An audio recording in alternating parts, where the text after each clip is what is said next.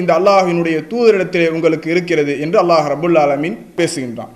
இன்னும் அல்லாஹ் ரப்புல் ஆலமீன் சொல்லுகின்றான், குல் இன் குன்தும் துஹிப்பூனல்லாஹ், நீங்கள் அல்லாஹ்வை நேசிப்பதாக இருந்தால் ஃபத்தபிஉனி, நபியை நீங்கள் பின்பற்றுங்கள், யுஹ்பிபுக்குமுல்லாஹ், அல்லாஹ் உங்களை நேசிப்பான், வயகுஃபிர் லக்கும் துனூபக்கும், உங்களுடைய பாவங்களை அல்லாஹ் மன்னிப்பான் என்று அல்லாஹ் ரப்புல் ஆலமீன் சொல்கின்றான்.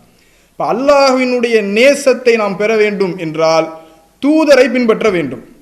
அப்போ அந்த தூதரை பின்பற்றுவது என்பது எவ்வாறு பின்பற்றணும் அப்படி என்பதையும் அல்லாஹ் ரப்புல் ஆலமீன் தன்னுடைய திருமறை குர்ஆனில் பேசுகின்றான். ஒமா ஆத்தாக்குமுர் ரசூல், தூதர் உங்களுக்கு ஒன்றை கொண்டு வருகின்றார், ஃபஹுதூஹு, நீங்கள் அதை பற்றி பிடித்துக் கொள்ளுங்கள், ஒமா நஹாக்கும் அன்ஹு, ஒன்றை விற்று உங்களை தடுக்கின்றார், ஃபன்தஹு, நீங்கள் அதிலிருந்து விலகி கொள்ளுங்கள் என்று அல்லாஹ் ரப்புல் ஆலமீன் சொல்கின்றான். இப்போ தூதரை பின்பற்றுகின்ற முறை என்பது என்ன? தூதர் ஒன்றை தருகின்றாரா, அதை நீங்கள் பெற்றுக்கொள்ளுங்கள். தூதர் உங்களை விட்டு ஒன்றை தடுக்கின்றாரா, அதிலிருந்து விலகி கொள்ளுங்கள். இந்த குர்ஆனுடைய வசனம் என்ன கருத்தை வலியுறுத்துகின்றது? மார்க்கத்தில் ஒரு காரியத்தை செய்யணுங்க, அப்படி செய்யறாந்தா அதற்கு அல்லாஹ்வினுடைய தூதரிடத்தில் முன்மாதிரி இருக்குதா, ரசூல் ஸல்லல்லாஹு அலைஹி வஸல்லம் அவர்கள் இதை செஞ்சிருக்காங்களா அப்படின்னு சொல்லிட்டு பார்க்கணும்.